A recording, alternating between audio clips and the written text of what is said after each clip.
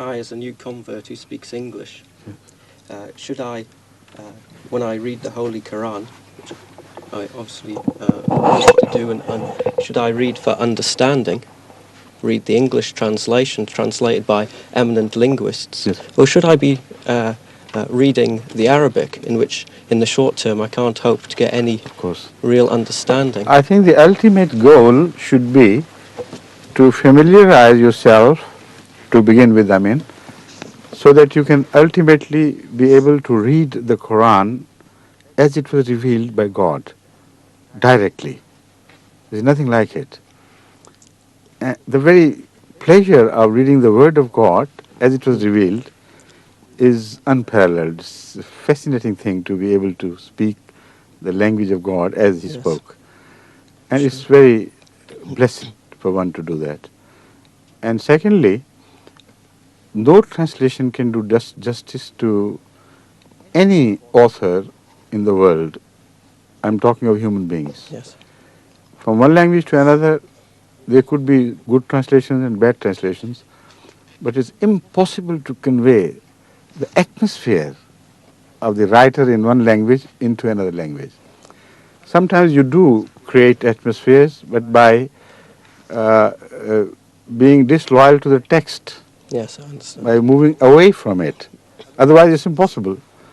But if you remain close to the text, it's not possible, simply not possible, to convey everything and into another language and transfer the atmosphere, the spirit, the impact of that language into another. Secondly, in the case of Word of God, it is in Arabic.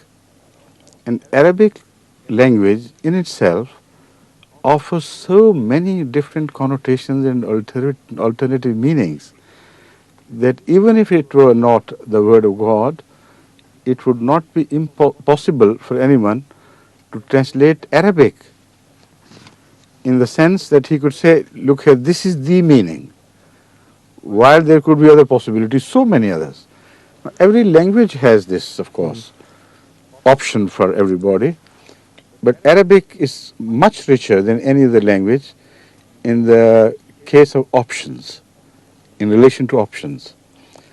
But when you read the Word of God, then the problem is immense, absolutely overwhelming, because the choice of one meaning in one word may take you on to the other word, and you enter that word through a door of the similar meaning, and you are carried from door to door to door without losing the continuity, and enter through another meaning, and that would do the same for you, but as a parallel course of another meaning and possibility of understanding.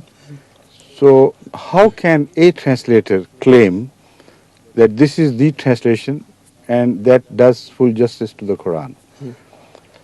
But the problem again there is, this another third problem, the lack of proper understanding on the part of some. Yeah, that's what I worry about. Yes.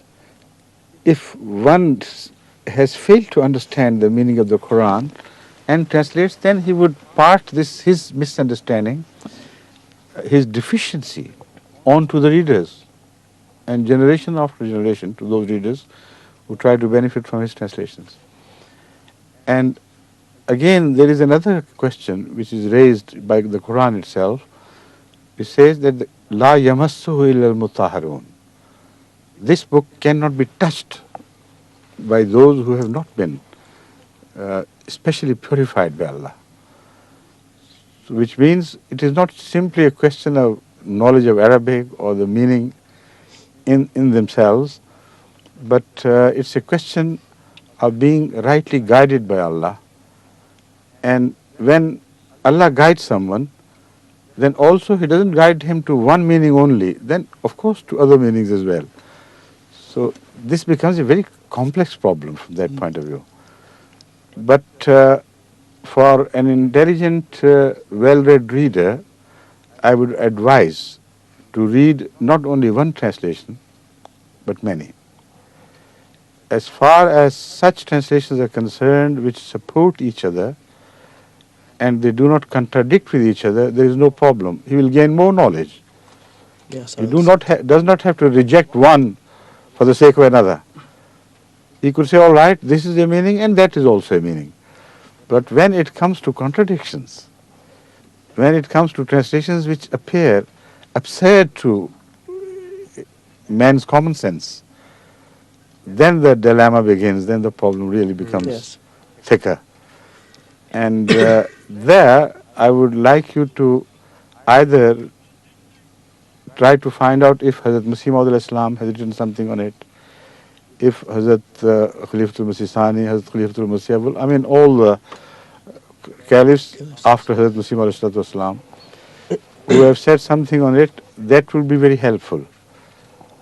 Because not only we know with the grace of Allah they are guided by God, but also their discussion of the commentary of the Qur'an contains its proof, its evidence, which is so strong that once you go through it, you'll be well armed against any counter criticism.